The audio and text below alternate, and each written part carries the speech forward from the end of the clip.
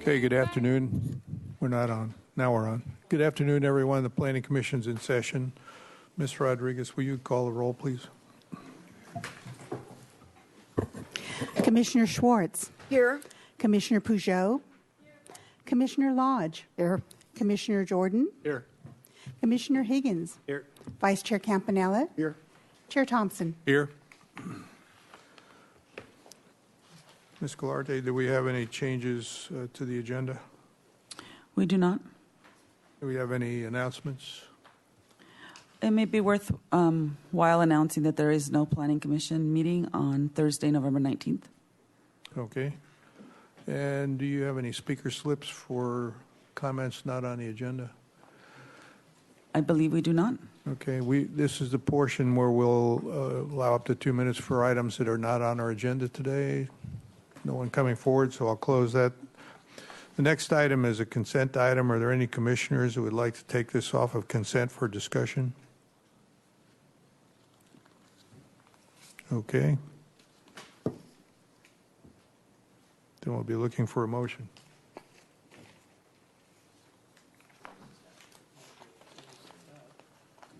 Commissioner Schwartz. Yes, I would move. Thank you. I would move that we approve the consent item, which is the application of 3407 Sea Ledge Lane on behalf of the Bastian family, and that is includes a coastal development permit to allow 249 square foot voltaic system to be installed mounted on the roof. Second. We have a motion and a second. Any discussion on the motion? All in favor? Aye. Any opposed? Okay, that item's approved. Next item is a concept review for 634 Anacapa Street.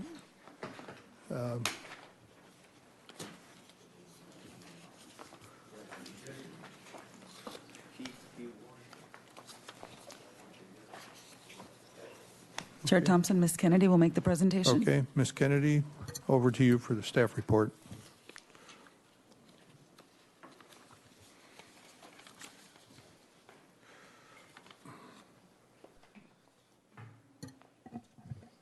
Thank you, Mr. Chair. This is a concept review hearing for a project located at 634 Anacapa Street.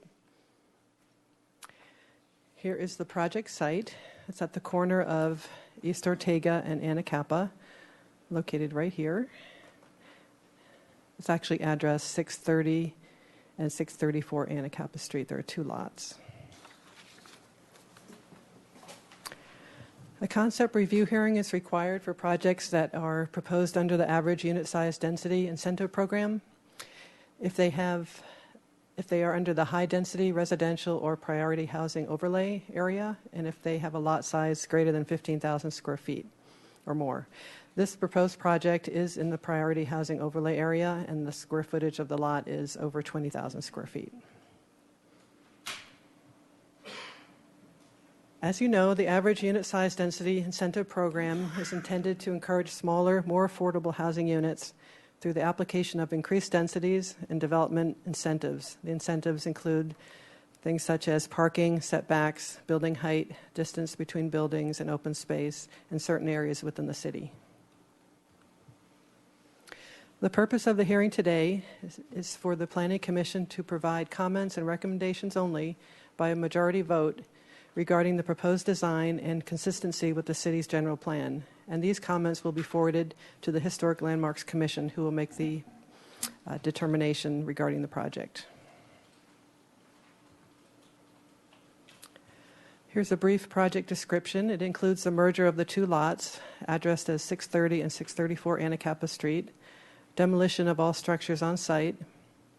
The new proposed project includes a new commercial square footage of just under 5,000 square feet total, and that includes 3 commercial spaces. One would be a restaurant and 2 other retail spaces.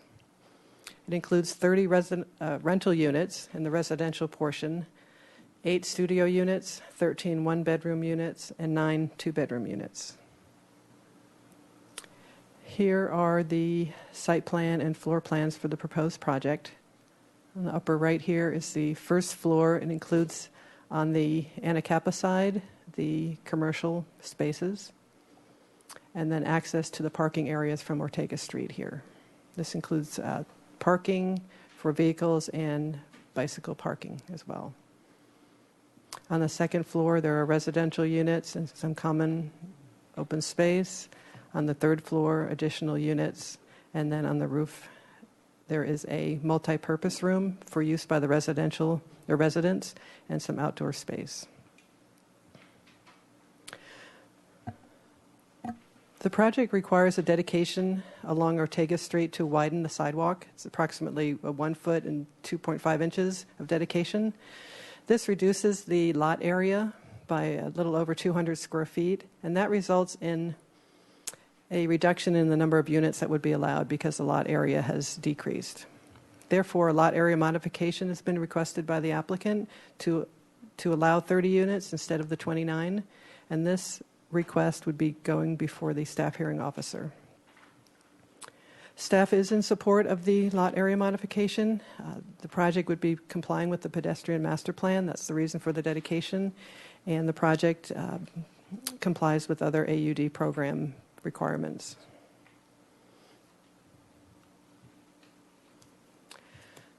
In regard to density and unit size for the AUD program, this project's located in the priority housing overlay area, which allows 37 to 63 dwelling units per acre.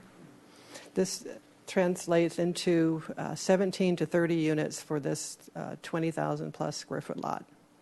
The maximum average unit size, if 30 units are proposed, would be 811 square feet. For the proposal before you today, the density would be 63.4 dwelling units per acre for the 30 units, so that is above density, and that's why the lot area modification is being requested. The maximum average unit size proposed is 733 square feet, and the ranges of the units are from 605 square feet to 1117 square feet.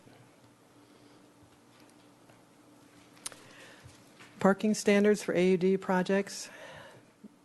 For residential, 1 vehicle space per unit, so that would be 30 required in this case. 1 bicycle space, that would be per unit, covered and secured, 30 required, and no guest parking. For the commercial component, vehicle spaces would be 1 for 500 square feet, but they are within the 80% zone of benefit, being located across from public parking lot 10. 2 spaces would be required for the commercial component. For the bicycle, that would just be 1 bicycle required. The proposal includes the 32 required vehicle parking spaces, and they are proposing additional bicycle spaces for a total of 36. In regard to setbacks in the CM zone for AUD projects, the project can take advantage of the 5-foot variable front setback. There are 2 front setbacks, both on Ortega and Anacapa. Encroachments are allowed into the 5-foot setback, but there needs to be a compensating area on the ground floor, and that is as proposed in the project. Outdoor dining areas are, though, allowed in the setback, and the proposal does include variable setbacks on both Anacapa and Ortega streets. In regard to open space, the same as the standard for other multifamily projects, except that the common outdoor living space can be located on any floor, as opposed to just on the ground floor. This project provides 15% of the lot area as required, and the 20 by 20 common area is located on the roof deck. In regard to building height in the CM zone for AUD projects, it is 4 stories, not to exceed 45 feet. The project is mostly 3 stories at 37 feet 8 inches. There is a 4th story element for the multi-purpose room, and that does reach 45 feet. And then there is a proposed tower for the elevator and stair, and that is over 45 feet, which would be allowed under our ordinance to have that architectural element over the height limit. Here are the proposed elevations to show you the heights. We have here on the lower right a little over 37 feet. This multi-purpose room would be at 45, and then the tower would be approximately 48 plus feet. The Historic Landmarks Commission reviewed the project on one occasion. They did review a 3-story design, although the applicant brought a preliminary sketch of a roof deck and tower. The HLC was supportive of the overall project design. They had some suggestions regarding the Ortega Street elevation, and they were supportive of the roof deck. And the project will return to HLC for consideration later. In regard to historic resources, there was a report prepared for a previous proposal on this site back in 2006. The report stated that there's no on-site significant historic resources, and that project would not significantly impact surrounding streetscape or any nearby historic resources. The current project is similar to the previous project that was reviewed under that report, and staff will use this report for the current project during our environmental review.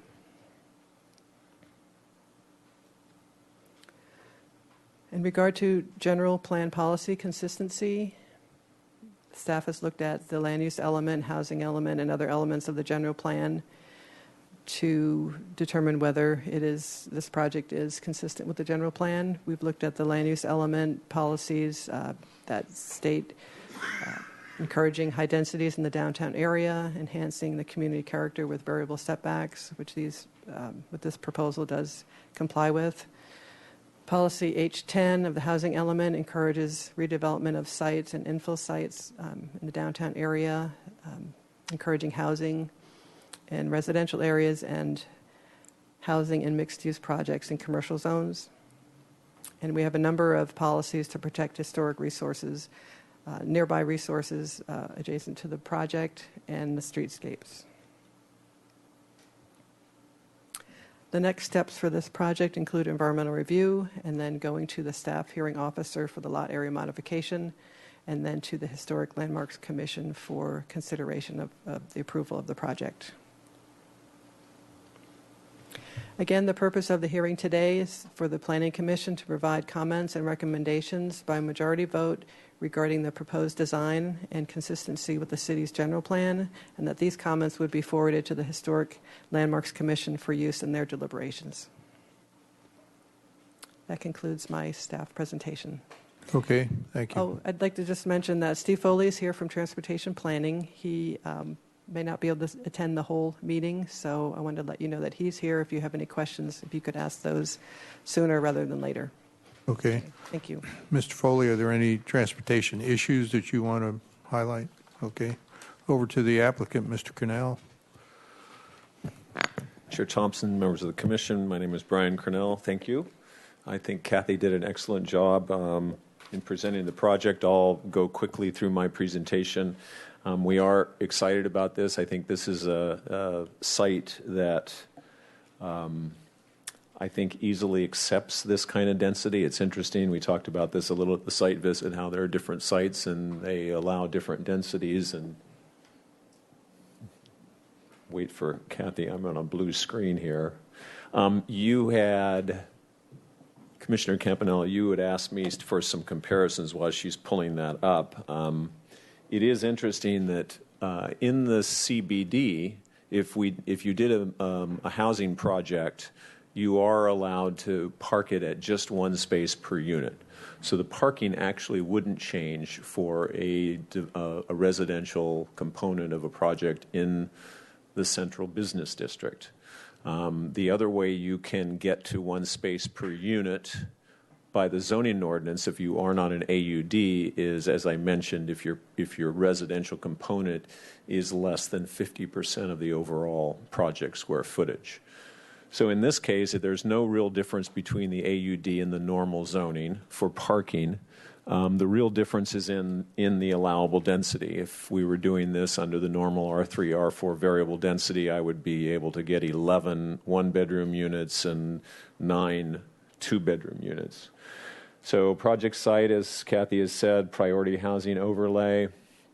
We'll turn ourselves to 45 degrees, and I'll make sure, Chair Addison, that north is up.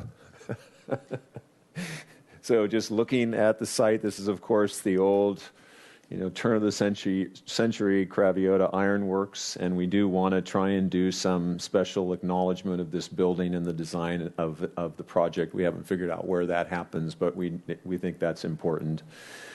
Across the street, the city parking lot, and then looking down Ortega. Commissioner Lodge, you had asked me about the heights of these buildings. So the building where NS Ceramics is actually 34 feet to the parapet. And the building on the corner is 32 feet to that eave line of the tower, which is about the same as the ridge line. The ridge line itself is also at about 32 feet. This is looking back from Ortega at the condominiums that were built probably about 5 years ago. The site plan, so the circulation is pretty simple, coming in off, taking all the circulation off Ortega around in a one-way configuration. This is the lobby for the residential units, which will include mailboxes. We have about 2,500 or 2,600 square feet of what we're imagining is restaurant, and then another 1,300 and 1,200 square feet of retail. Second floor is designed to basically be the primary living level of the residential units with a big courtyard, which I mentioned we're going to landscape. I also mentioned how some of these units do have actually fairly nice, large living spaces, or outdoor living spaces, although we have designed the project to meet the 20% common outdoor living space. Third level is open to that courtyard below, and then the roof deck, which has about 3,000, just a little over 3,000 square feet of roof area, and that little building is only about 700 or 670 square feet. So we're imagining that's a little exercise room or a gathering place or whatever it becomes for the residents. So as far as height comparisons then, this is looking at the Anacapa Street elevation, our west elevation, which is not correctly noted on your plans. And the eave line there is 33 feet, so that gives you a relationship to those buildings I just mentioned.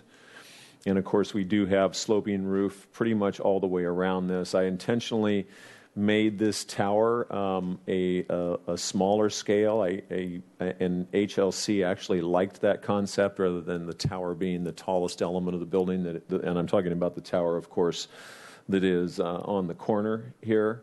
This tower, which Kathy was mentioning, is the one that reaches to 48 feet, and that really is to get the elevator up to that upper roof deck. This is the elevation along that east property line and driveway. I mentioned the planter pockets that we're putting in to allow for that wall to get landscaped or to become a green wall. And then these are the prospective views of the project. So first, looking down Anacapa, you can see the Paradise Cafe in the foreground and how the project sort of sits on the street. Then looking more really straight at that corner element from across the way. I should go back to that for a moment. We don't really show it here in the rendering, but this is the area that we would potentially have outdoor seating. Of course, we want these commercial spaces to be flexible, so our hope is that it would be a restaurant, but this is where the variable setback occurs, where we've indented these three-story portions back so that we have that average of 5 feet along the frontage. This is looking back, Ortega, kind of looking towards the southwest, and that is the driveway, the entrance to the neighboring property. These are our automobile entrances. And then looking sort of more down that driveway, the sense of the massing in relationship to that adjacent building. And that really concludes my presentation. Be happy to answer questions. Okay, thank you. Before we go to questions, do we have anybody from the public that wants to speak on this item? No speaker slips? No speaker slips. Okay, then I'll close the public testimony portion and bring it to the commission for questions for staff or the applicant. Commissioner Jordan. Thank you, Mr. Chair. I could just, I have a couple for you, Brian, but I don't want to do them first. So Okay. just one for staff on the issue of, it's been raised in a couple letters on the use of a roof deck and noise.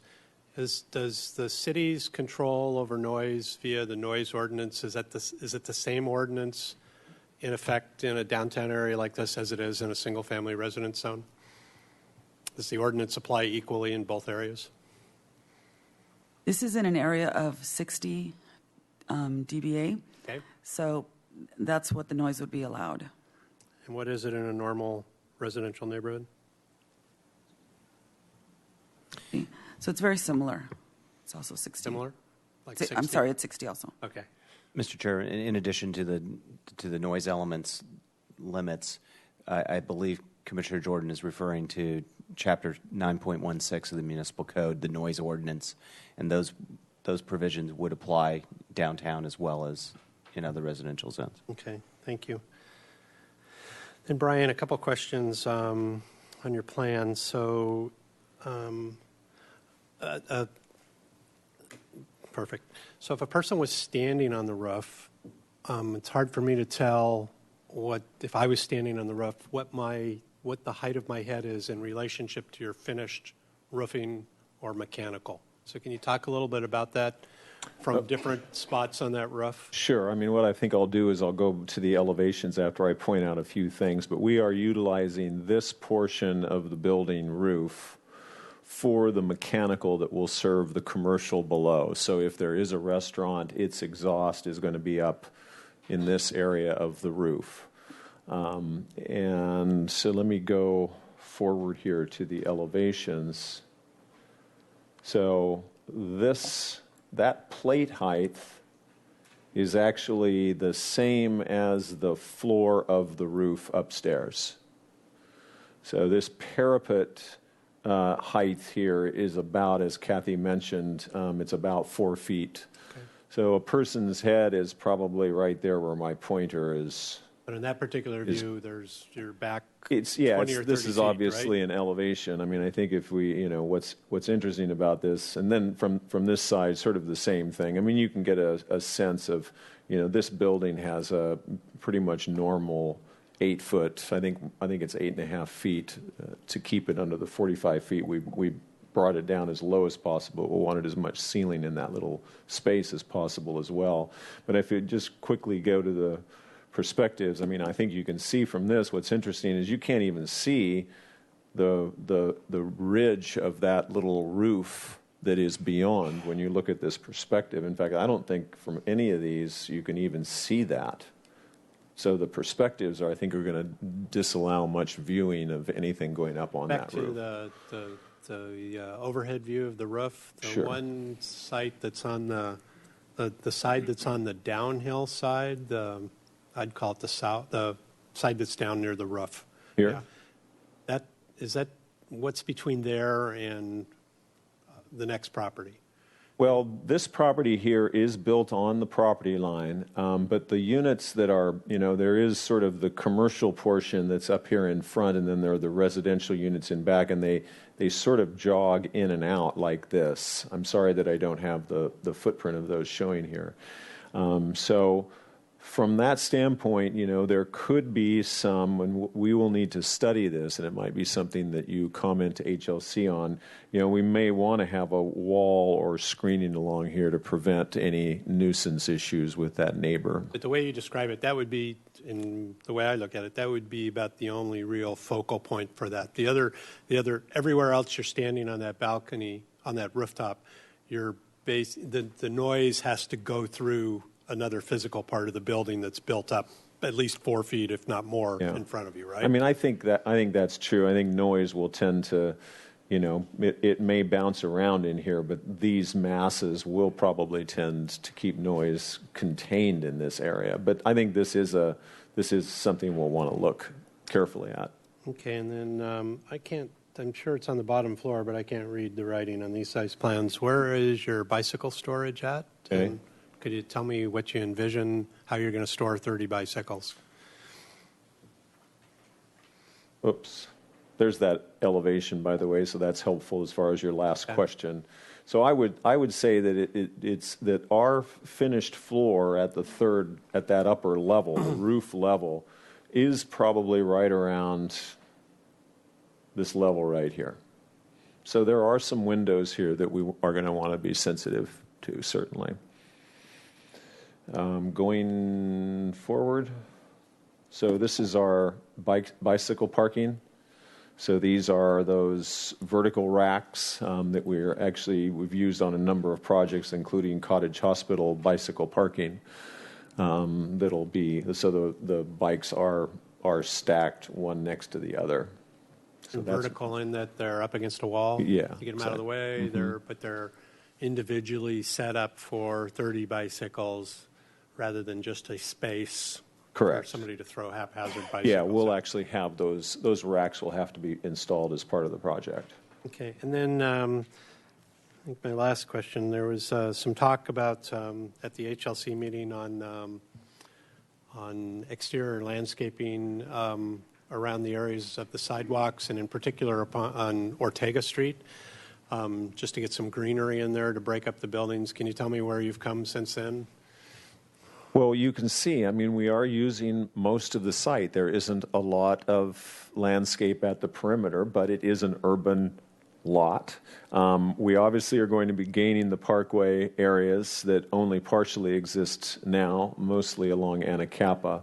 And then we'll have additional landscaping once we set the building back. You can see, again, the building now is built right to that property line, so the new building does step back, and these areas will all be landscaped. Admittedly, it's not a lot, but we're... Is that the same amount you showed at the HLC hearing? Yes, this is pretty close to what we showed the HLC. Okay. Thank you, Mr. Chair. Okay, Commissioner Higgins. Yeah, I just had two questions on the Exhibit D in our staff report, the relevant general plan goals for staff. And I guess I just want to know how, as staff hearing officer, with regard to the mod, what kind of findings they need to make for that, and whether or not on page 2 of 14, this helps the H11.2 priority housing overlay, encourage, et cetera, more flexibility with zoning standards, or how does that going to work with staff hearing officer? Mr. Chair, Commissioner Higgins. So it's the standard modification findings of inappropriate use, hardship to the applicant. Typically, lot area mods are given when there's affordable units proposed, but in this case, staff is, like I said, is in support of it because it's meeting the other AUD requirements. So it's the standard modification findings that are required. And so I guess we're going to tie that back into taking some property off of Ortega, or is that the context here for the additional zoning or the additional density? Chair Higgins. When you say a hardship? Oh, the hardship would be that, yeah, the project is proposing 30, and then we were stating that they need to comply with one of our requirements, and that finding could be made. That could be a hardship. That's up to the staff hearing officer to agree or not, but we're recommending that. Well, I mean, our feeling was, I mean, at first, my first reaction was, are you kidding me? Because we're having to give property up, and then as a result of having to give the property up, we're having to lose density. The reasoning is that our sidewalk is beyond the property line, and Public Works doesn't want to have any sidewalk that isn't dedicated. They're willing to have, for instance, this landscape area, which is part of the pedestrian master plan or that right-of-way. There we do not need a dedication. You can see here we have enough room along Anacapa that the back of the sidewalk is right on the existing property line, and then we have the additional frontage zone, but not on Ortega. So it really is that sliver of sidewalk that caused this. And of course, I screamed bloody murder about that. And I think staff was very reasonable in the approach that it makes sense. It's not a lot of area. It's the property does allow the 30 units. And so going through the mod is something that's acceptable to us. And I think the fact that these are apartments kind of keep them in the spirit of, we do consider that to be more affordable, obviously, than were they condos. And then, thank you. One more question for staff on page 1 of the Exhibit D. The LG 6.7 discusses expediting and facilitating construction. Downtown housing construction. So just maybe you could give me an overview on how this, does that mean the project is being expedited through the permit process, review, or what does that mean for other applicants in the pipeline that are not being expedited? Chair Higgins, 6.7 is an implementation action to be considered, but this is speaking to affordable housing projects. And typically, when we get an affordable house, like a true affordable housing, we do try and expedite it. The AUD rental housing projects, also, they're not put through a full development application review team, 30-day review, multiple reviews. As you know, they go to one design review concept. We put them through a PRT. They come to a PC concept, not a full PC hearing with conditions and resolutions. And so although we don't have a specific program developed yet because it's an implementation action to be considered, we believe that putting them through the design review and the PRT is our effort to try and expedite these AUD projects. So it is being expedited, and it's not being excluded from that because it's not a capital A affordable project? Correct. It's the process that was set up once the AUD program was put in place, the process that was set up for AUD programs, AUD projects. Okay, Commissioner Peugeot. Thank you. Just a few questions. First, for staff, thank you for sending along the environmental site assessment. I noticed in there in the conclusions and recommendations that there is a recommendation for some follow-up work for, it's called VOC, volatile organic compounds. Has that been done, or is that going to be done?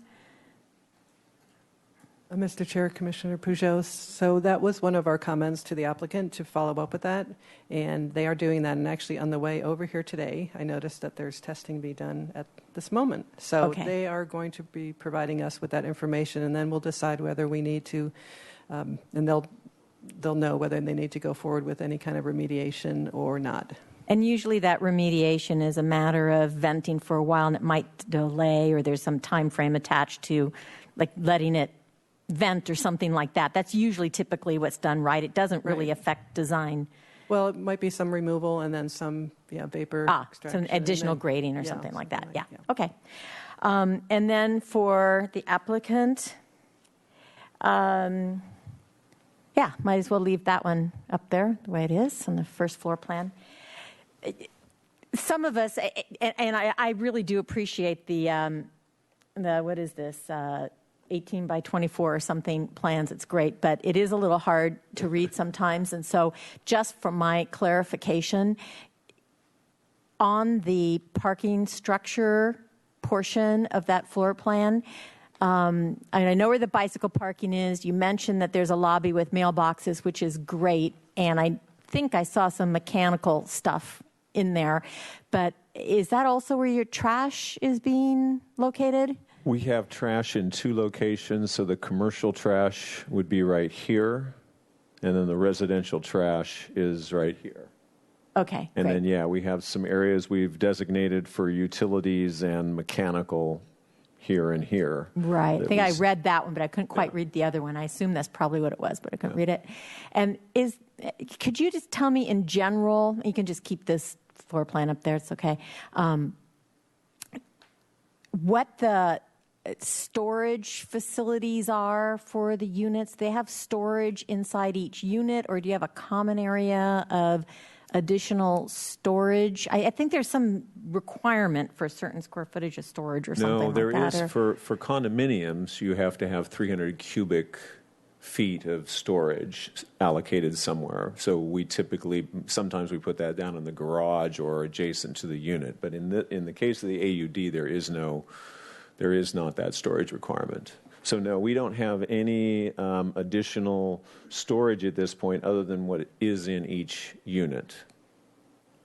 And the way the units are designed, and people have stuff. I was just wondering where their stuff No, is they going to can't. go. These people cannot have stuff. They're not going to be allowed to have stuff.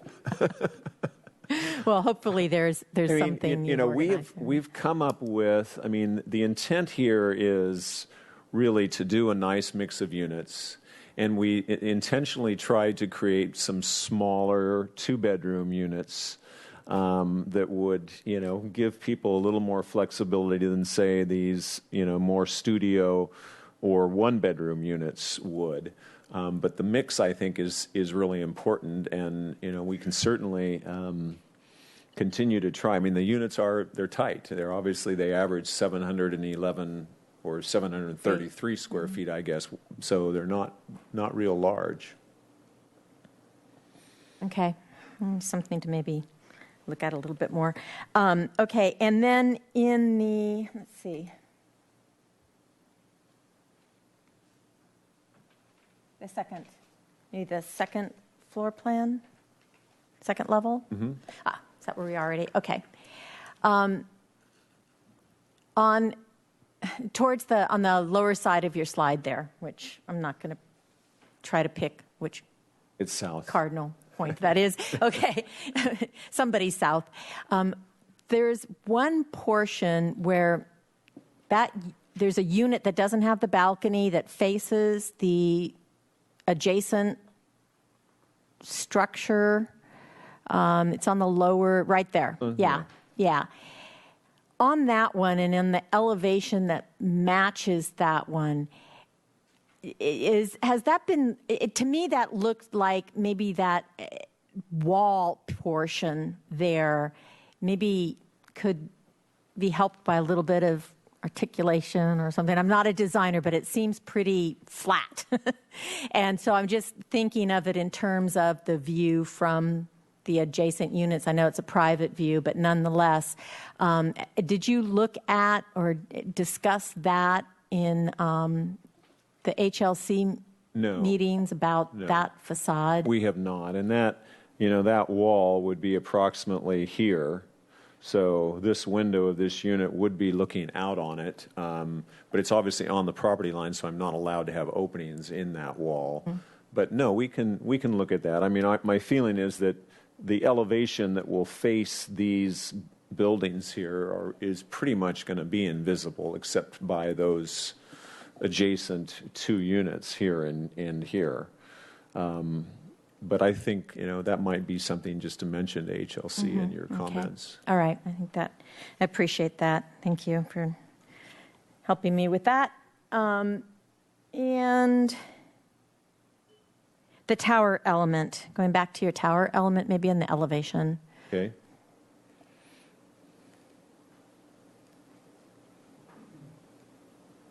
Sorry, not the corner tower, this tower. That one, yeah.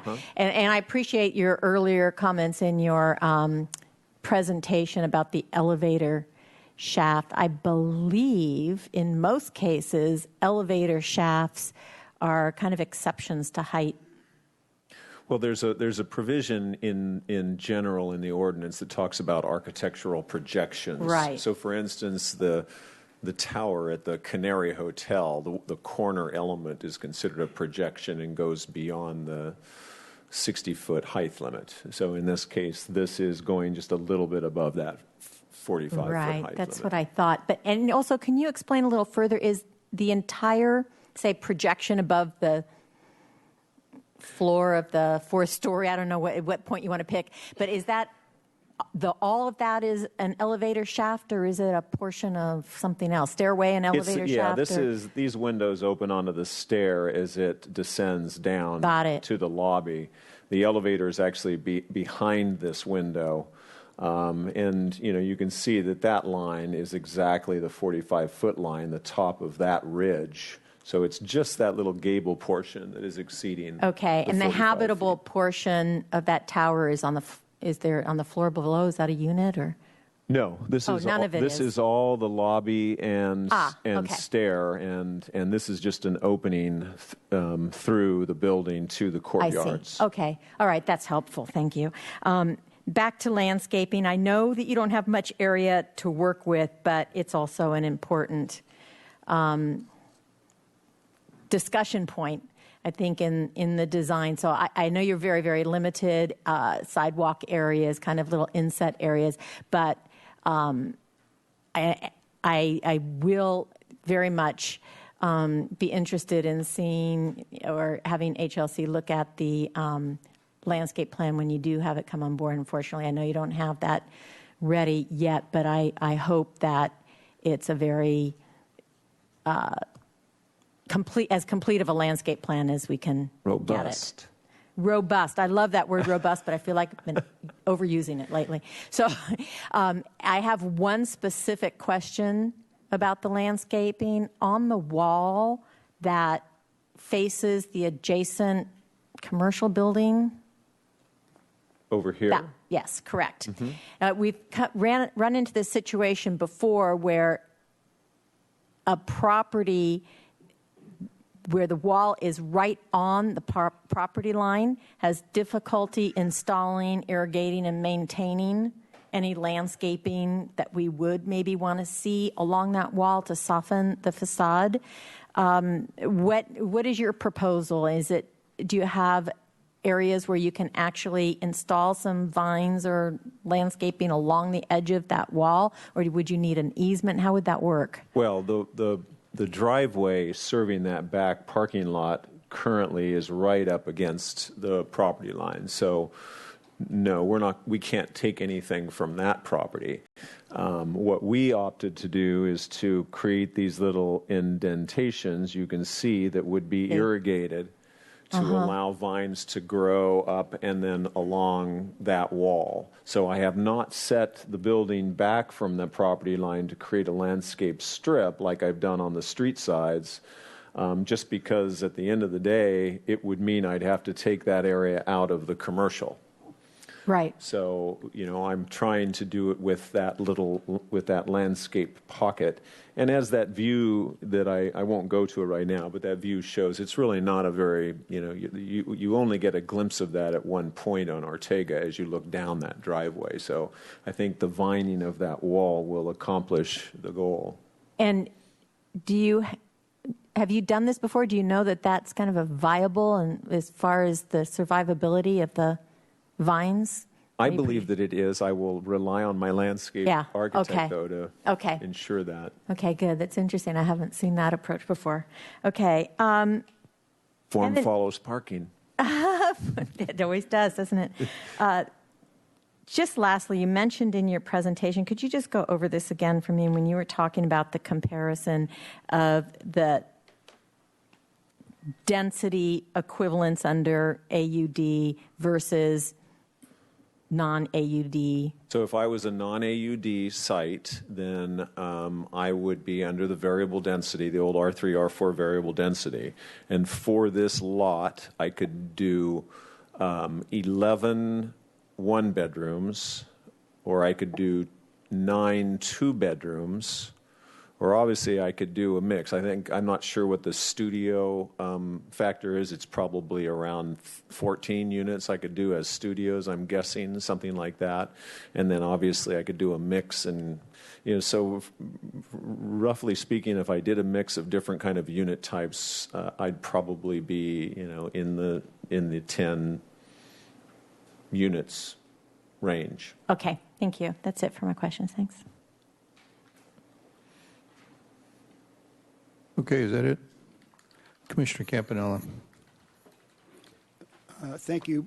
Just to follow up on that question, with that number of units, would you still be doing a rental program, or would it be a for sale program? Yeah, I don't think there's any way to do a rental project with that many units. And then the units themselves, would they be the same size, or they be somewhat even though they're one bedrooms, would they be? Well, and that's the problem with the old variable density formula, right? Is you end up with these big units that are one bedrooms or big studios or whatever. But no, I mean, what's interesting about this program that I think does work is to get the kind of density that is prescribed in the formulas. The units have to be small to still meet all of the other zoning constraints, heights limits, et cetera. So it really is forcing smaller units, which I absolutely believe. I mean, just from my experience as a businessman in town, I mean, I think we have a lot of people in this town that share housing with others, and they'd love to be able to have a little apartment of their own, in and around the downtown, and that's what these projects like this, I think, are going to provide. So, yeah, no, they'd be larger, larger units that would be for sale.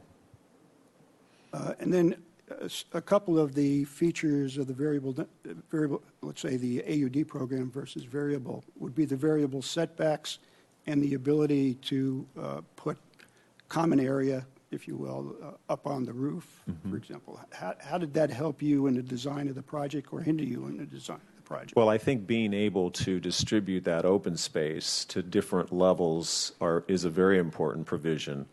And, ultimately, we probably could have done it without the roof deck, incidentally. But actually, the owner really got excited about the idea of the roof deck as an amenity to the people living here and wants to do that regardless. So we're really well beyond what our 20% requirement is.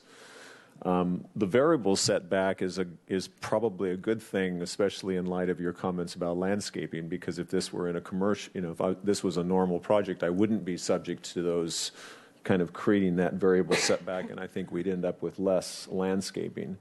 So that probably is a good provision. It seems to work.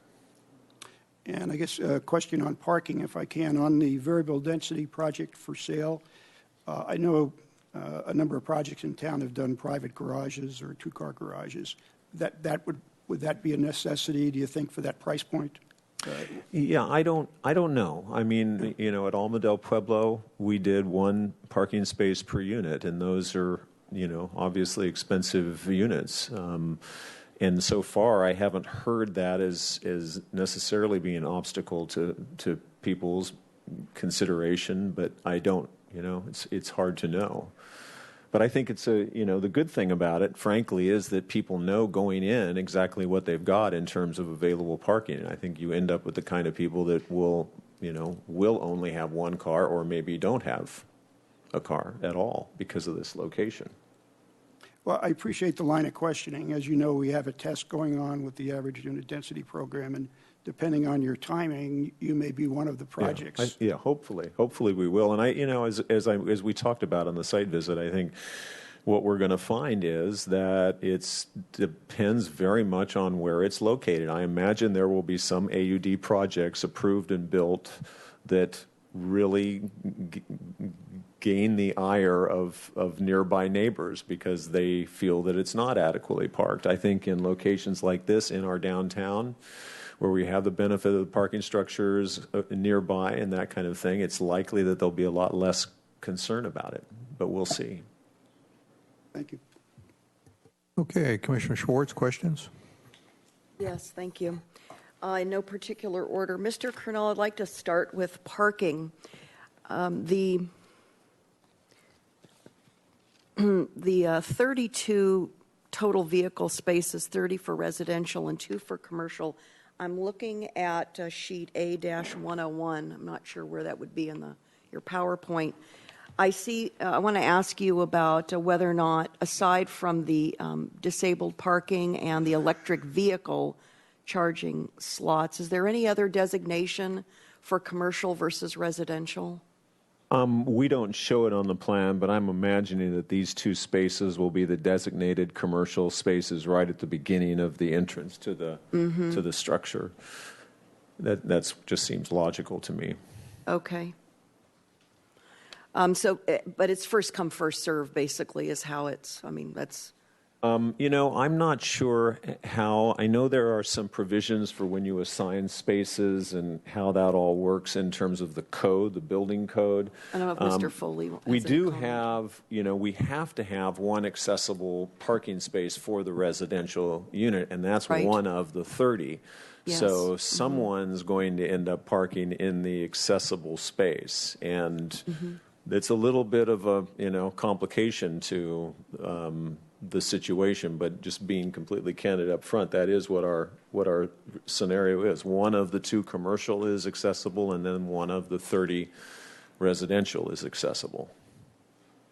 So between your comment, and I don't know if Mr. Foley has a comment on this, with some of the housing developments we have in town, sometimes there is a very specific unit number assigned to a specific parking space, and I don't know if there's sort of an evolutionary thinking about doing that in terms of our parking allowances, optimal use of the parking. Well, I think clearly it would make sense not to assign parking because you're going to have people who aren't there, and it'll just make it a much more flexible, sensible parking situation than if you assigned each space and someone finds out someone's parked in their space and then they park in someone else's space, and Right. it just Creates tension It seems and like it whatnot. does. What are your thoughts? Any current thinking in terms of how the city's thinking, city staff's thinking about that as we continue to talk about parking extensively on these projects? Mr. Foley. Chair, Ms. Schwartz, for the most part, you don't want to assign spaces because as an efficiency, what you ended up happening is if you assign a space, and if somebody leaves that space is no longer available for somebody to use. If that's Unit A's space, and then that Unit A is gone all day long, then you've just taken that one out of the pool. So typically, often on projects, we'll even, especially if it's a modification, we'll actually put a condition that they not be assigned. And does that include guest? Again, I've noticed kind of in being around town that some developments have a specifically designated guest parking space or two. Any thought about that? The ordinance normally would require one guest space for every 4 units. In the case of the CBD provision in the ordinance or the AUD provision in the ordinance, guest spaces are not required. So again, on this site, either way, I wouldn't have to provide guest spaces. And just for everybody's knowledge, CBD is commercial business district, yes. right? Okay, very good. That was one question I had. Now, in making findings today and in voting with the majority recommendation, we have to look to our city's general plan. So I want to ask you. You're not making any findings, Commissioner Schwartz, today. We're going to be making a recommendation based on majority vote. That's right. We're going to be making a recommendation based on majority vote. So I just want to ask you to talk to me a little bit under our housing element, and this is as an attachment. Under new housing development policies, we have a sustainable housing policy and direction as part of kind of our values, our principles, and our policy. So ensuring that new market rate residential development is consistent with our sustainability goals and so forth. Can you talk to us about the sustainability elements in the design that you're looking to incorporate? So again, so we can see that that's supportive of that aspect of our housing policy. We are very early in the design process here. We haven't talked with the owner about incorporating the specific sustainable features like solar panels, that kind of thing, into the project, which I'd very much like to do. And I think knowing the owner, he's going to want to do that as well. But I think that in terms of the use, and again, these small units are sort of by design sustainable because they are, they're using a lot less resources to create them. So I think that is an important sustainable feature, is just the density of this project in this location. It's close to downtown, it's close to walking, close to transit, et cetera, which are all sustainability things. Okay, continuing on with the site plan. I saw a slide that you had that I couldn't find in our site plan. It looks like there's some kind of a deck with maybe a latticed kind of quasi-open Let me go roof area on the second story. Is that right? That's wanted right. you to tell me a little bit about that. I put that slide in. It was not in your package. Okay. I It didn't see it. Yeah. Commissioner Lodge requested that I show that view looking Right there. down that driveway. So Right. there you see it there, and again Yes. there. So yeah, this is one of the larger units here at the upper level, and we do have nice decks off of both of those. This location is just going to have extraordinary mountain views.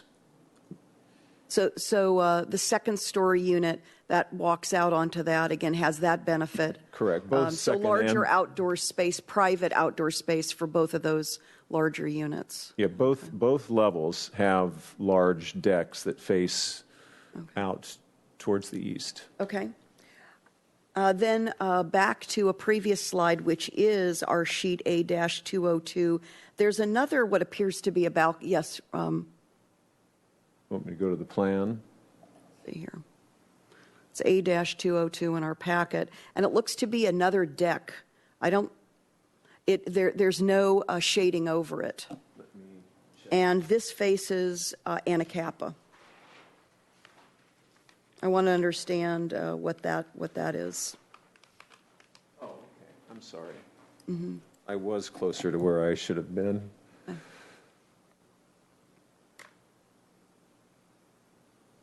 So these are also decks on Anacapa. We have a number of these little Juliet balconies, which are really more architectural features and frankly are means to create more sense of space inside because we can bring the door, the glass all the way down to the floor, which makes a big difference in terms of the feeling inside of that space. But we do have a couple of larger decks for these second floor units over this retail area that is at the street level. Okay. You mentioned that you're considering some sort of reference or memorialization to the history of the property, and I'm wondering if you might consider, which we have around town as well, kind of more prominently displayed, perhaps on the corner of the property here, where there's a lot of foot traffic on Anacapa, and a plaque that references the Cravioto Brothers Ironworks, something like that. Yeah, I absolutely. I mean, I would agree. I would think whatever we would do would want yeah. to be somewhere here in the corner. Okay, so you and your client might consider that. Okay. Yeah, absolutely. All in right. fact, it was his idea, so yes. Okay, excellent. Okay, page 1 of our staff report. I was curious why only one of the one-bedroom units includes a second-story loft. How did it come to be designed that way? That just sort of jumped out at me as an anomaly within your total design. It is an anomaly, and I just kind of like the idea of having some anomalies in my projects. But it's basically this unit right here on Ortega, and it just sort of worked out as far as getting to the unit count. We knew we didn't want to put another unit over the top here to make this corner taller. It really seemed like driving down Anacapa, I wanted to keep the scale of that down. Mm-hmm. So that little special unit is right here, and basically it allows us to do this nice 2-story volume window in the living space, and then the bedroom is upstairs here and is able to sort of look down into that loft space. So yeah, that'll be a nice unit. Okay. I'd like to go to the rooftop for a moment and ask you a couple of questions. How will the residents and guests access the rooftop? They will come up the elevator or up the stairwell right here. And then there will be another, or they can come from the courtyard up an open stairway that'll be right here. And will both the stairway and the elevator be secured so that whether it's a key card or some type of special access? They'll probably need to be some sort of security, but once you're a resident inside the complex, once you've come in the door from Ortega, theoretically, then it's all available, and you can just easily walk up onto the roof via these stairs that are going to be in the courtyard. I think I asked the same question when we were reviewing Alma del Pueblo back in the day about access into the private residential area, because there was also a common sort of a multi-purpose room. Yeah, and that was a little harder because that had courtyards that were really open to the public way. Yeah. Like there between the Arlington Theater. In this case, we really, just going back real quick here to first floor plan, the only way to get up into the residential units is through this doorway right here, and then the elevator lobby and the stair up. The secondary exit from all those upper floors is right here, and this undoubtedly will be an emergency only situation. It may be keyed, but I think that limits access. So once you're into that lobby and then the elevator and or stair, then you're able to go up, and then you have access all through this courtyard space. You can take the stair here up to the next level, et cetera. Okay. And I did mention in the site visit, and I just mentioned it here, that we need, we're going to be working closely with our landscape architect to really come up with a lovely plan for the landscaping of this main courtyard level. All right.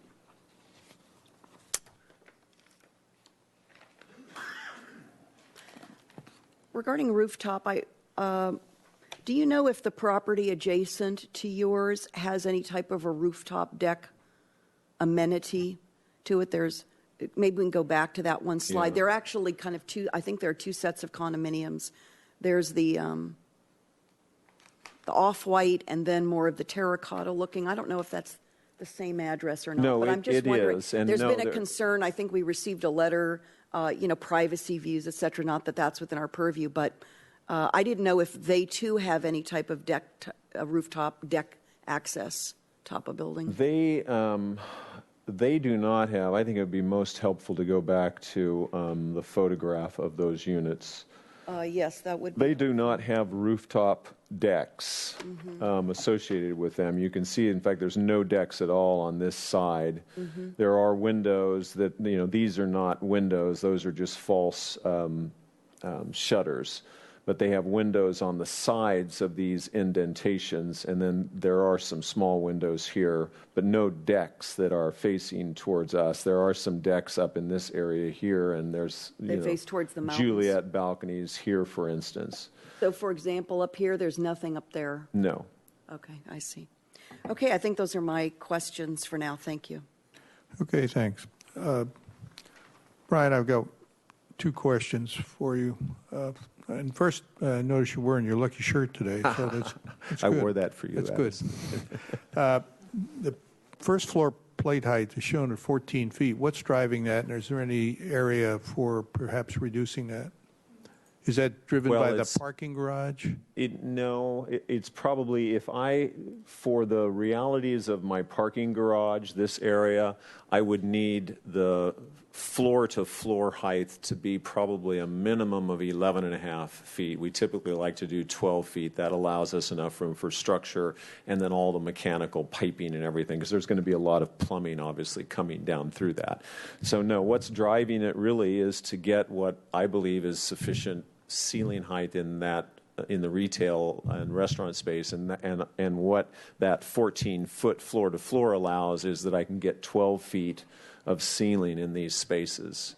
And I think that is a reasonable height for retail kind of space. So that's really what's driving that. Okay.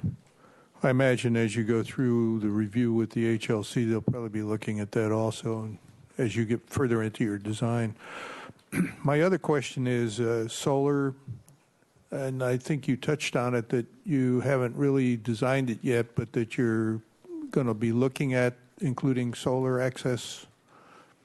PV panels on the roof? Yeah, we have left this whole roof here flat and available for PV installation.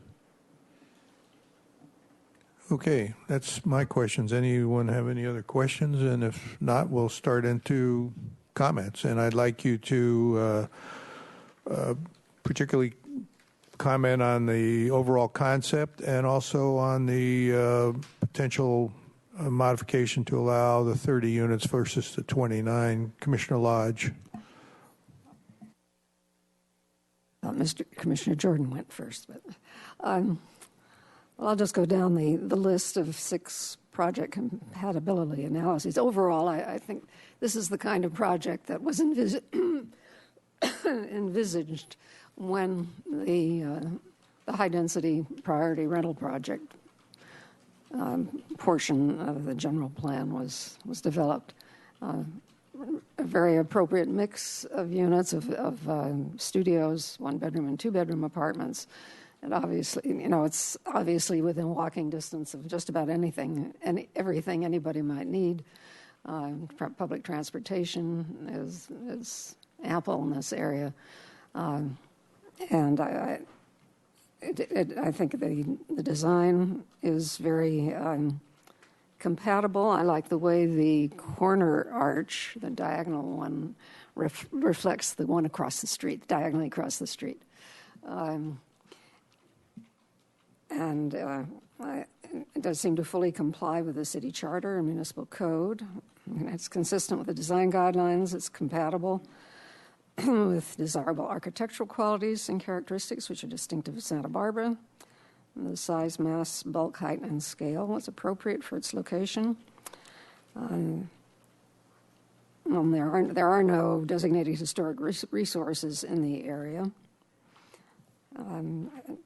Does the design respond appropriately to establish scenic public vistas? Well, there is going to be loss of public view toward the mountains from people on Anacapa Street, but if anything that goes there, we've had a one-story building there for over 100 years, and inevitably that was going to go away. As the project approves include an appropriate amount of open space and landscaping, I'm trusting the applicant to make that so, but they haven't done that part of the project yet. But so anyway, I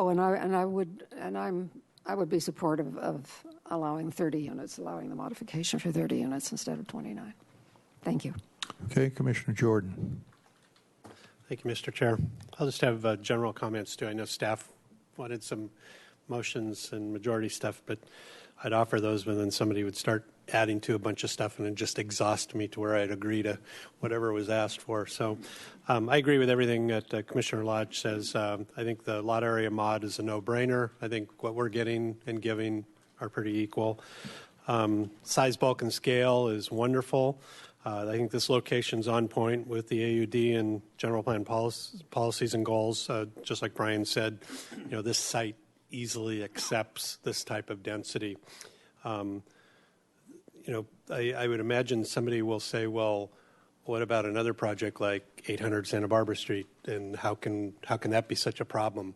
Well, that's if you're driving on De La Guerra, that's on a uphill crest looking at the mountains as you're going that direction. This one's kind of down in a divot, at that part of town at a lower elevation. And I think this truly becomes a site-by-site type of consideration, and this is a great site for it.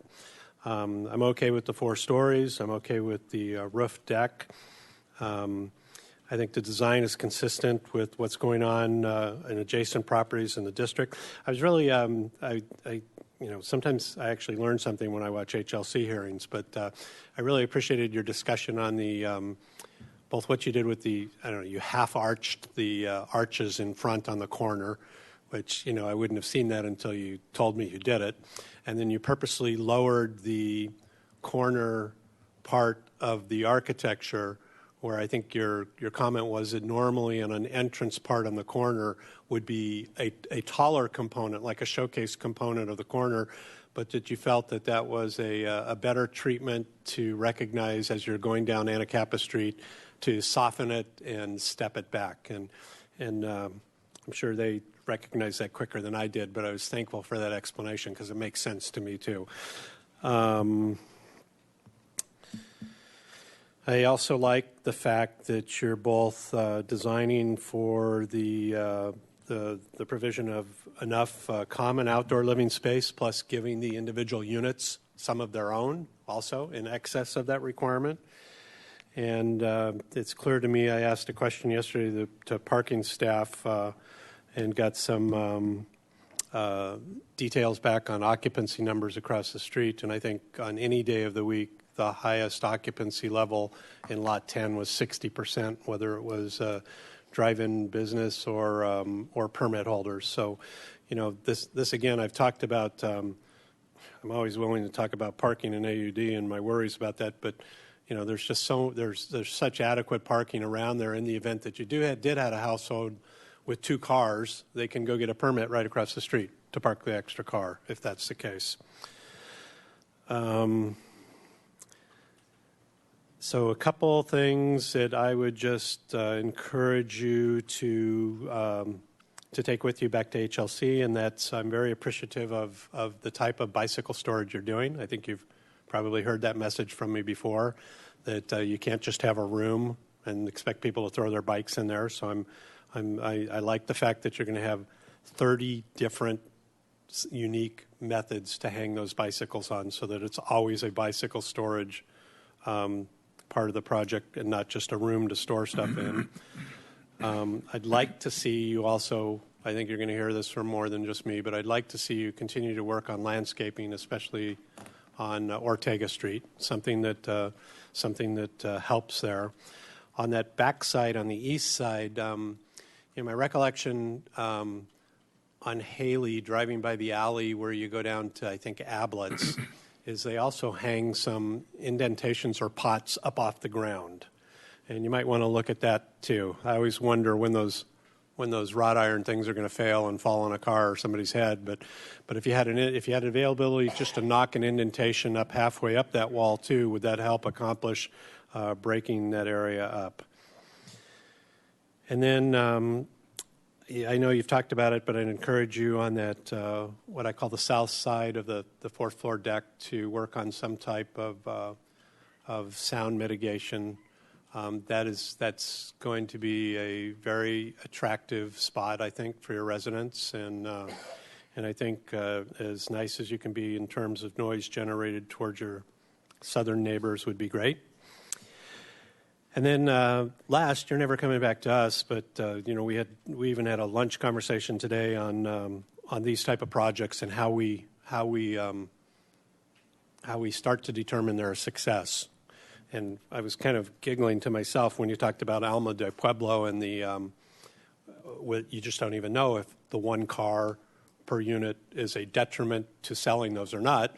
And I don't know whether the 1 car per unit is a detriment to the neighborhood parking or not either. And, eventually this is a project, I think, whether it's at Design Board or Planning Commission, I hope that will incorporate some type of condition that begins to answer those questions post-occupancy. Whether you did increase available rentals in town, whether you did help drive down the price of rentals in town, whether the person does in fact have 1 car, whether the person has no car, whether the person commuted into town and is now able through more available apartments to live in town rather than commute into town. And I think I'm preaching to the choir in your particular case, and I think you would be supportive to eventually playing a role in answering those questions. But at some point, I hope that we can get to a formalized process where a project like this would participate in that. I think that's everything. Thank you, Mr. Chair. Thank you. Commissioner Campanella. Thank you. Yes, I can certainly find general plan consistency to the land use element, housing element, and the circulation element. The lot area modification, I think, is appropriate given that the land was given up to the city and the applicant still has the responsibility to improve it now as part of Public Works project, if you will. So I think with the rounding, that is fine.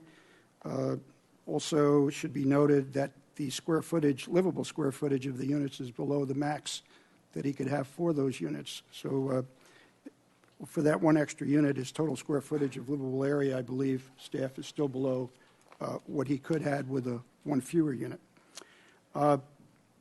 As far as the project compatibility, I was in observing the route preliminarily through HLC. I was glad to see how, although not making final findings, they were viewing and appreciative of the design the orientation, Brian mentioned about the loft unit. Often it's difficult in apartments where you're trying to stack units to try to have some type of variety, especially with the smaller units, because you have minimum window sizes or slider sizes or and he was able to do that in spades, I think, at the corner, and also by the elevator tower, where he came up with a different type plane and different size windows, was able to accomplish that at the most visible spots, and then that allowed more traditional, let's say, window and sizing over the spots that aren't visible to the public. So on the compatibility, yes, with the charter neighborhood, fits right in. Size, bulk, and scale, due to the changes that were made in small unit size, and only a small portion of the building is a fourth story. Adjacent landmarks, no issue there. It's in the EPV, and HLC is certainly looking at that. As far as scenic public vistas, I guess it's nice to know that the great views one would have from the garage, or take a garage to the mountains, that maybe some people who live in apartments would be able to share that. So if you've been up on the upper decks of the garage, you see what type of views you do have. Here, it's going to be people who live here will have those views, at least on a portion of the building. And from a test standpoint that we're talking about, one of those items are, what are the rents compared to market? The different unit sizes and orientation gives the property owner the flexibility to have a broad range of rents depending on unit size and where the units are located. So we're hopefully going to see at least some percentage of the project be affordable to various income levels of workers in the community. Open space and landscaping, again, I'll echo what Mr. Jordan said relative to both providing private space, especially for the smaller studio units, as well as common area for people to get to know each other and entertain, if you will. Then I'm glad this is, from what I see, I'm glad this is one of the projects that are going to be hopefully tested and see how both the functionality of the building itself and how the building fits into the community are going to be two of the most important aspects of that measurement. And I think we're heading in the right direction, and I'd like to pass that comment on to HLC as well. Thank you. Thank you. Commissioner Peugeot. Thank you. I also start out by saying that I agree with the comments made by my fellow commissioners this far. And I guess I would start out with my own comments by saying location, location, location. This is an ideal location for this type of use, the mix of uses, and the density. I went through every item on the checklist in the staff report and the goals and the future implementation items and then the ordinance, and I couldn't come up with actually a better project at a better location than this one. So my comments are basically details.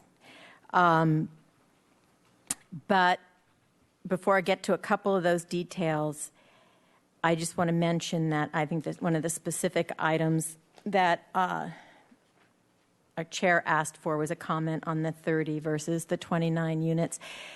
In preparing for the hearing, I went through all sorts of little math exercises comparing the differences between what it would be with 29 units versus 30, how it would change the average size, the parking, seeing if I thought it would make any difference to size, bulk, and scale. And I really came to the conclusion that it's a number without a significant difference in any of the size, bulk, scale, or compliance with ordinance provisions. And so I support the 30 units.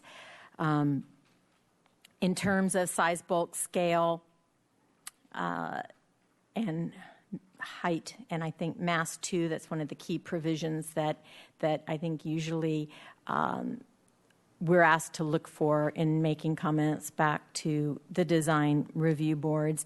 I find it quite appropriate in all of those terms. And as a matter of fact, when we look at the prior project several years ago that was proposed on the same site, there was a very close parallel, I think, in the size of that project, but it had far less units. And so this one's providing us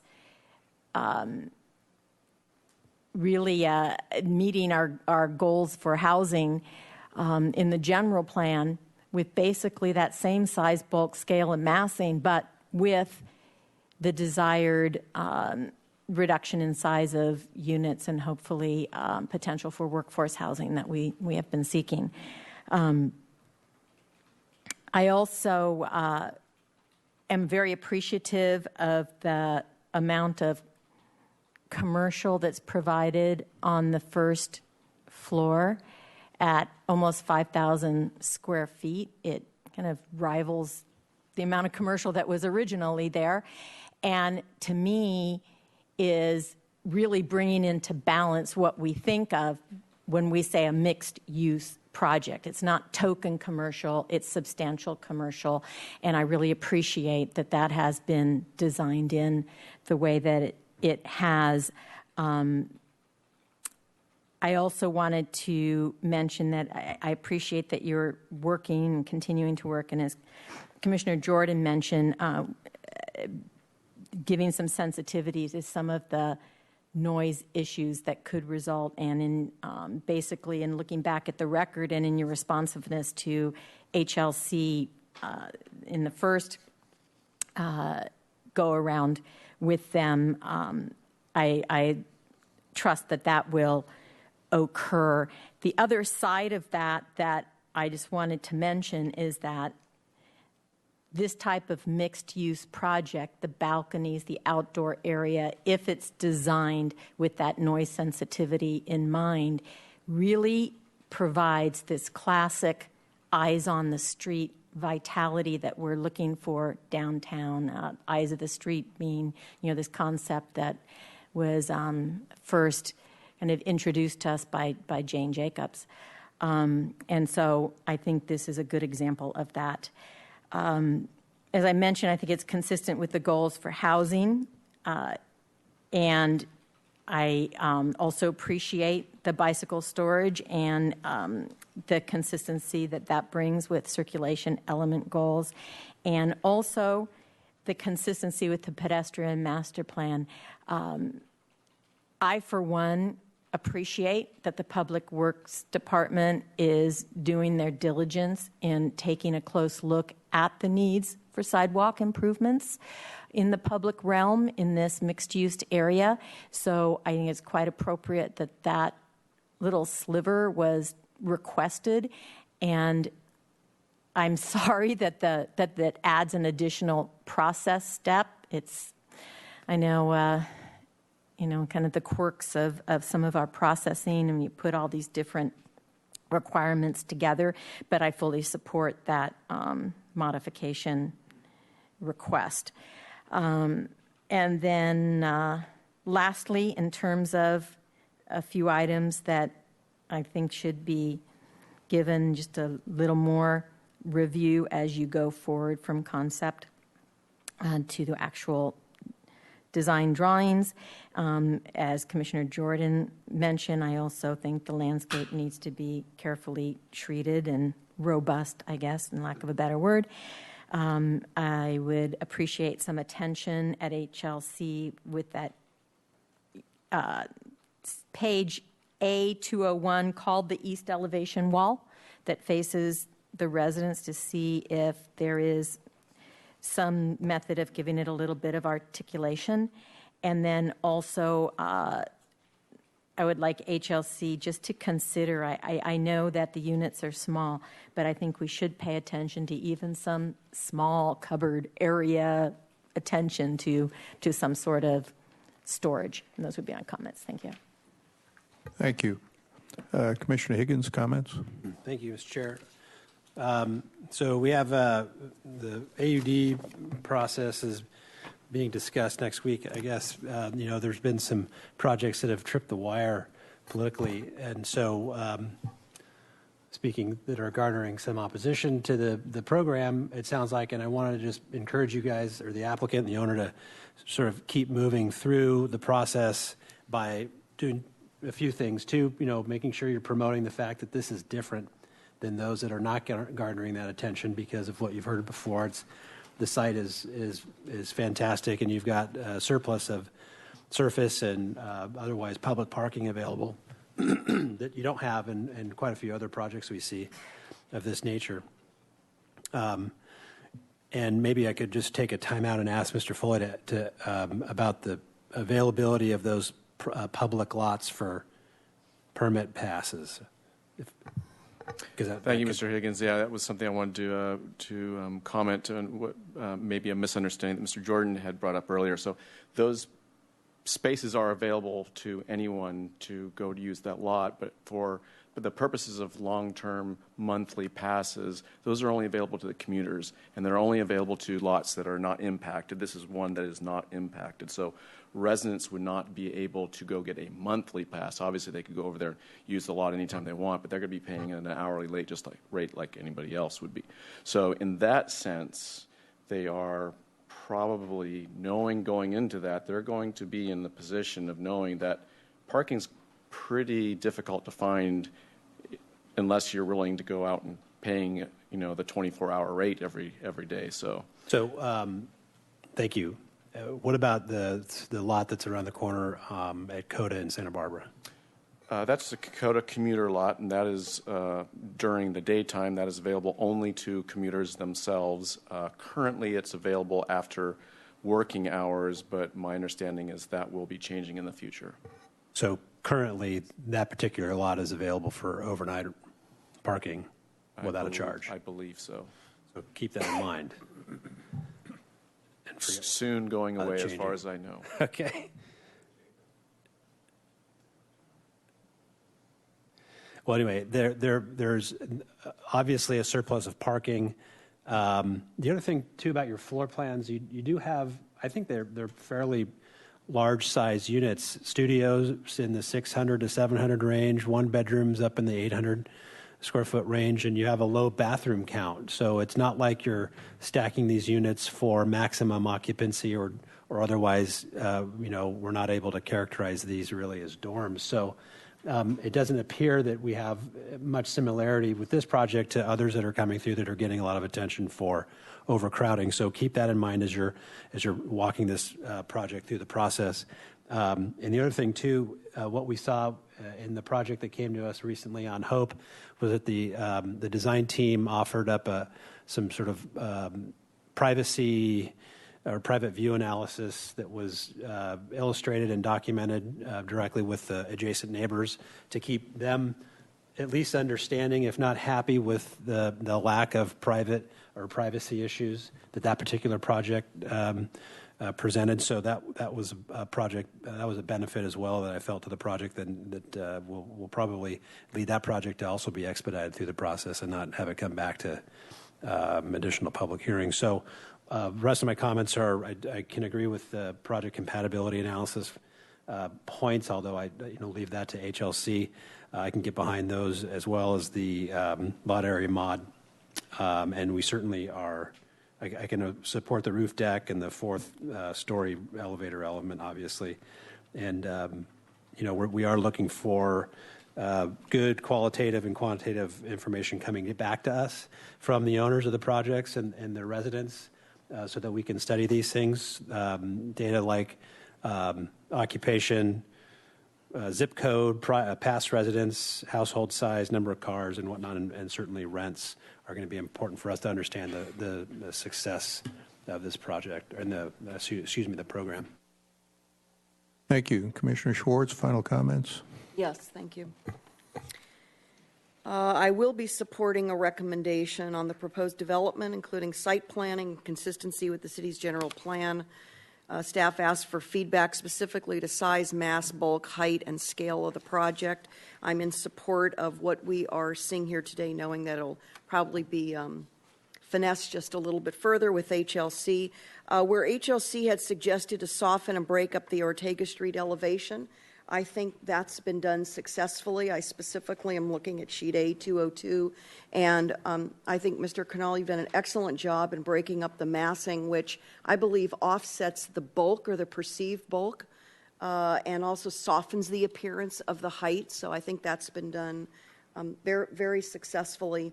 And in terms of this basically going right up to the lot line and concerns from the neighbors, comment I made on the 15 South Hope hearing applies here as well, and that's that, in my opinion, anybody who develops, builds, rents, owns, rents, right up to a lot line should sort of be doing that at their own risk. In other words, be aware, eyes wide open, that something at some point will be developed immediately adjacent to you that could impinge on some type of view that is afforded today. So I'm very comfortable with this being developed within the envelope it is. Now, in terms of landscaping, I want to pick up on a line of questioning that Commissioner Peugeot asked, and I'm going to go back to this sheet, A101.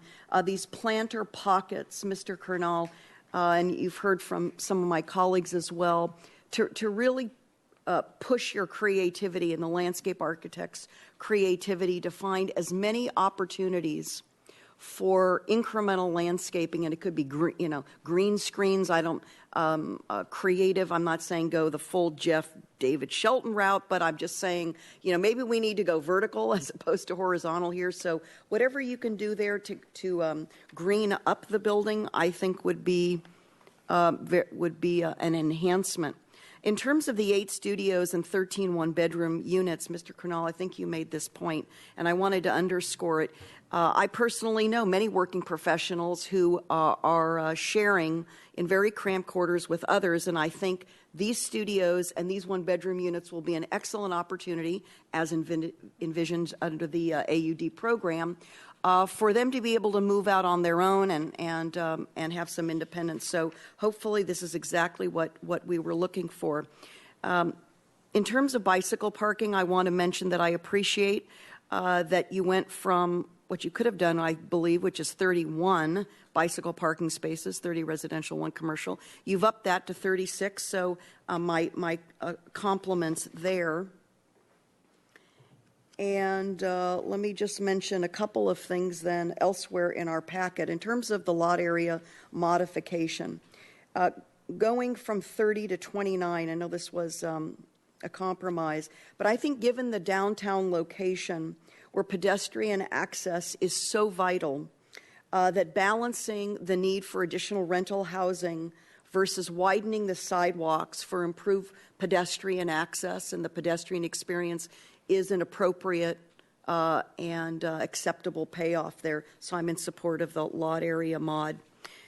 Lastly, in terms of the environmental review, I'm going to be interested to follow this along as best I can, knowing this is not coming back to Planning Commission.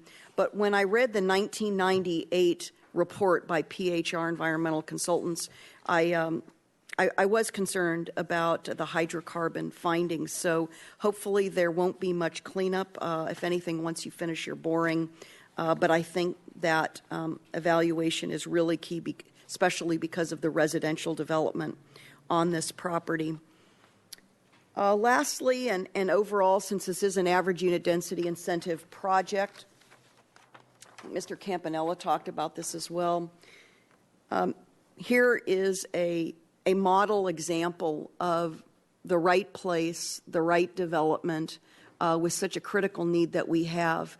And no, not all properties are created equal within our mapping of AUD, but I think our job is not to throw out the less than ideal properties and projects. It's to find a way to accomplish a balance in support of the housing policy that we all worked so hard to enact. So very much looking forward, Mr. Kernal, to this project being realized. Thank you. Thank you. Commissioner Jordan, you have something to add? Thank you, Mr. Chair. I just wanted to, since I have the opportunity, just point at Brian and talk a little bit more about how you could benefit yourself and maybe benefit us at the same time. And that's because I think you get it. And that's, I think we have a subcommittee up here that's struggling with measurements on the AUD program. And one of the realities is there's going to be a ton of projects on the street when the program potentially sunsets and or gets revised or renewed. And we won't be able to collect data until a year at least, till some of these programs are actually built and put in place. So I guess, what I was talking about before in my I listed out 3 or 4 things. I think it'd be beneficial in the future as the program gets renewed, revised, whatever it ends up, if you had that type of information from past projects on what successes look like, rather than just anecdotal statements like, somebody will move into a small business, a small unit downtown. I think there's a kind of market on that. For me, that's kind of an agnostic kind of statement. I need a few more facts behind that. Where did the person come from? Where do they work? Did they get off of commuting from Lompoc or Ventura and get into town? Those type of success stories with your past projects may help prod somebody else into bringing those type of data to their projects too, and help stem a little bit of some of these certain locations pushback and get more acceptance. Thank you, Mr. Chair. Thank you. Well, I'll be brief. I think, as was mentioned many times, this is an ideal location for this type of a project. And the concept that you propose is an excellent way to implement such a project on this location. As far as the lot area modification for the additional unit, I think it's definitely appropriate given the sidewalk dedication the city's asking for, and the fact that the impact to the overall project would, for 29 units, wouldn't make a big difference. Certainly make a big difference to getting an additional housing unit, though, so I definitely think it's appropriate. With that, staff is looking for a majority vote recommendation to the HLC, and I think we also, regarding the site planning and consistency with the general plan, and I'd also think we ought to make comment about the lot area modifications. Anybody want to make such a motion? Commissioner Lodge. So moved. Second. I have a motion and a second. Any discussion? All in favor? Aye. Aye. Any opposed?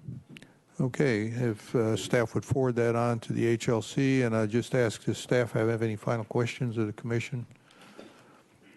The applicant have any final questions? Thank you very much. I appreciate the comments, and I particularly appreciate the request relative to getting that data. We're doing another AUD project on Coda and Sausapuedes that I've talked with Commissioner Lodge about, and that's a similar number of units, and so it'll be really good. We'll have 2 projects that I think will really be able to collect that data, so we'll start doing that. Thank you.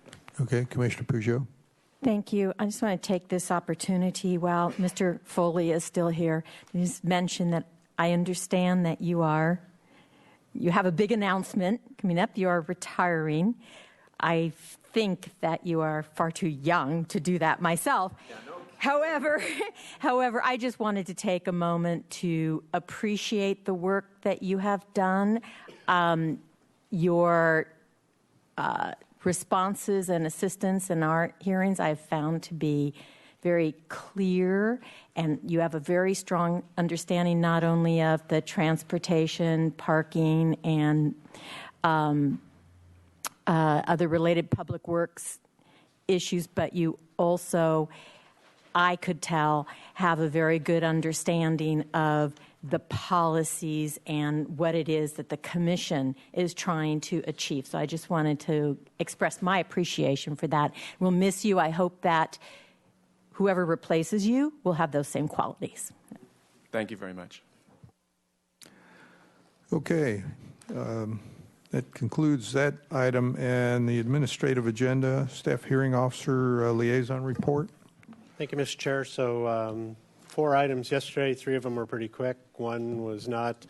The 4th item was a marijuana medical dispensary, and it was actually denied by the staff hearing officer. And in testament to Ms. Reardon, again, I think you guys heard me blab last week about my admiration for her and her process. I was trying to think back to the last time she denied a project, and I can't remember in my almost 2 years of being the liaison that it happens and has happened. And that, again, is a testament to her and that process being able to work through, at times, what are disagreements and differences of opinion to end up with something that's approvable for both parties. The third item yesterday was a residential development, maybe, I think it was, and it involved a back and forth for about 15 minutes on a stairway landing in a setback where the person didn't want to put it there, didn't think it was in the setback, didn't think they needed a modification, but by the end of the 15 minutes understood and agreed to move the stairway where the staff hearing officer wanted to. And I I love watching that process. I think that she does a great job with that. So two real easy items with just minor changes that were in existing footprints in setbacks, and the one that was a little more trouble, and then the actual denial that it remains to be seen whether that will be appealed to the Planning Commission. Okay, thank you. Commissioner Lodge. Thank you, Mr. Chair. At the November 4th meeting of the Historic Landmarks Commission, they had before them the draft of the Historic Resource Design Guidelines. I believe it's a 192-page document that a lot of work went into, and it is really a wonderful guide to people who have to deal with historic resources, and if they want to add to them or change them, or whatever. It really very clearly lays out what's acceptable and what isn't. It was very quickly acted on. The document had been before the commission before, and they had all made comments on it, and so this was the revised draft. And one commissioner used the word incredible to describe the resulting document, and it was sent on with a recommendation for adoption to the City Council with highest commendation. So they were obviously very pleased with it. One of the other items that was on the agenda that day was bike corrals, and they talked about the one that was a pilot project in front of where the Sojourner used to be, and they all were in support of having them and actually of removing the pilot program designation, saying that this should go ahead. There was considerable discussion about one proposed one right across the street here in the red zone, but right in front of the street in Spain. And so there was some concern about that and the compatibility with that landmark. But one in front of the press room down a block on Ortega in a red zone, they're not taking up any parking spaces. That was one that was sort of that was easily acceptable. So those were the only two items I was going to report on. Thank you. Okay, thank you. Commissioner Schwartz. Thank you. Monday of this week, I attended the Water Commission hearing. On the one hand, the good news is that city water users were, again, very diligently conserving. We were at 28% for the month of October. Of course, on the other side of the ledger, the challenge for the city is we're down significant revenues. And when I spoke with Kelly Dyer after the meeting, she mentioned to me that it's somewhere between $1.5 to $2 million a month that we do not have, we cannot recoup in our coffers for related to water. So continues to be a challenge sort of on both sides of the ledger. And Kachuma is now down 15.9% of capacity. So still really struggling there. Quick update on the desal plant. First, we have in the works a draft memorandum of understanding with the Montecito Water District, and that'll probably be in place by the end of this calendar year. So staff is working closely with Montecito on that for some type of joint use. We don't know what that will look like and until all of that is settled with City Council approval. In the course of the work being done in the desal plant, there was an environmental issue that was discovered, and that's hydrocarbons were uncovered. So there's been a ceasing of the work at the desal plant for the next 30 days while the County of Santa Barbara Environmental Health steps in and works closely with us to understand the extent of the hydrocarbon contamination and what needs to occur there. Other than that, our water supply portfolio continues on as we have been. In fact, Joshua Hagmark indicated that we are looking for another 1,500 acre feet of supplemental water for use in water year 2016-17. So with NOAA's prediction of, and this is, I'll give a final update, above average rainfall, but above average temperatures. I'm not sure what this winter actually will hold for us, so we'll just have to wait and see. I know every day there are weather predictions for the winter. We don't know until it actually is upon us, so I think those are highlights for this month. Lastly, in terms of Water Commission meeting schedule, we will be meeting again December 14th, or I should say the Commission will be meeting. However, we're going to a new schedule beginning in January and a different location in order to televise and record the Water Commission meetings, I think for the first time. Is that right, Mr. Jordan? I think so. We are moving to the David Gebhardt room, and that will also move from our current day of the week to the third Thursday of the month from 8 to 10 a.m. So different location, different date, different time. Stay tuned for members of the public who want to attend. And there are members of the public who attend the Water Commission meetings, so I wanted to make sure that if they're watching today, they watch this on replay, they have that information beginning in 2016. Thank you. Thank you. Commissioner Campanella. Thank you. I attended the Downtown Parking Committee today, and excuse me, there was a presentation. One second. Presentation on the occupancy survey for the July to September period on all of the downtown parking lots.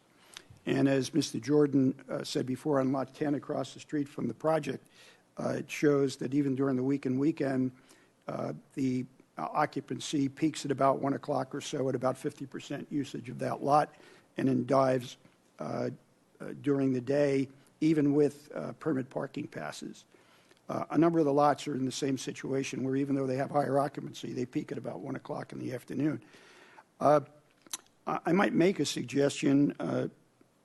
One time in the past, I spoke to Renee about maybe if the commissioners are interested, maybe one of our lunchtime meetings might be with Browning Allen or a representative from the Downtown Parking Committee, maybe just going over a report like this with us if the commissioners are interested, just to see what's going on, how things are measured, what the issues are. Mr. Foley spoke about the CODA lot, get up to date on what that is. And then we have a lot of transportation comments and parking comments that are going on and considerations. Might be good trying to get Rob Dayton and downtown parking and where the development is going and try to see if there's some longer range plans that we can come up with besides merely change in habit, which may take a while, may be true, maybe anecdotal information that young people don't have 2 cars, they're the ones going into the apartments, to be seen. But maybe there's some other things we can think about, whether it be satellite parking, public parking, or other utilization of our system where I think we know more parking on site sounds like a solution, but then you're also making a judgment that you're now maybe getting into an area where you're going to demand less units and higher price units. So how do we try to look at some solutions that would maybe try to balance and accommodate a number of things that we have going forward? So I think I would start thinking if we can get DPC people there, if that's okay with the commissioners for a lunch meeting. And you might talk to Browning Allen about that. ABR 1818 Castillo Street, as revised. I think they got scared about coming to Planning Commission, so they revised the project. if you watch the tape, it is a different project than before. It's actually two separate buildings, one in the front, two-story building, and then a partial three-story building in the back. Same bedroom count, flats now, which are more accommodating if it is a family market that gets satisfied, fewer bathrooms, and the parking became uncovered and bundled in the center of the two buildings. So it provided a much wider open site, and I would guess the footprints of the buildings were pretty similar on what you would see around the neighborhood. Where there being a multifamily zone, you see a couple of different structures that have been produced. The ABR was supportive, especially given the comparison to the prior project, which built out, probably one half of the lot front to back. They still wanted to make sure that at the 3 level in the back that somebody was not going to lose privacy, and also they wanted a little bit of a change in the front elevation, but it's completely different, and we'll see what occurs. They also added one more parking space, so they have 8 parking spaces for the 7 units. Then what else would ABR? Okay. Also, our subcommittee on multifamily and mixed use design guidelines, which has been a while in formation. They do have staff. Jaime Limon and Irma are working with Deborah and myself, and then representatives from the ABR and HLC. And we've had several meetings and have come up with an idea that we think maybe the best option is to come up with new separate guidelines to begin with that are in line with the projects that are being proposed, not just AUD, but some of the older projects that may have been on suspense for a while and now coming forward. And perhaps it's time now to try to look at those new designs to see, to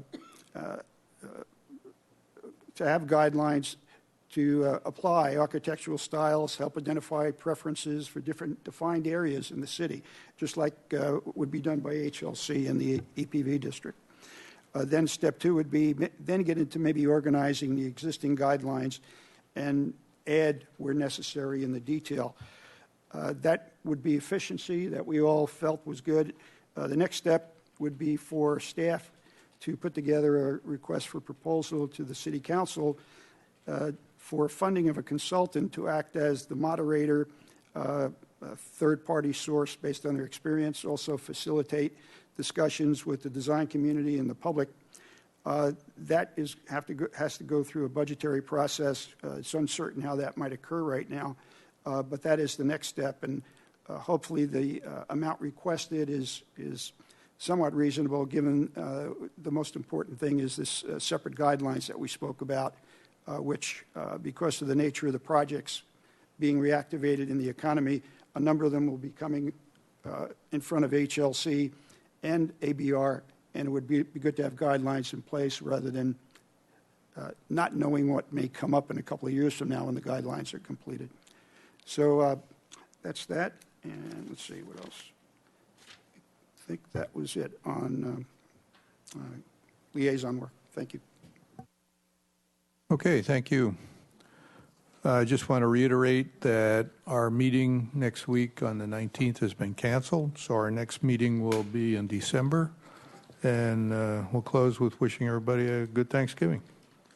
See you in December.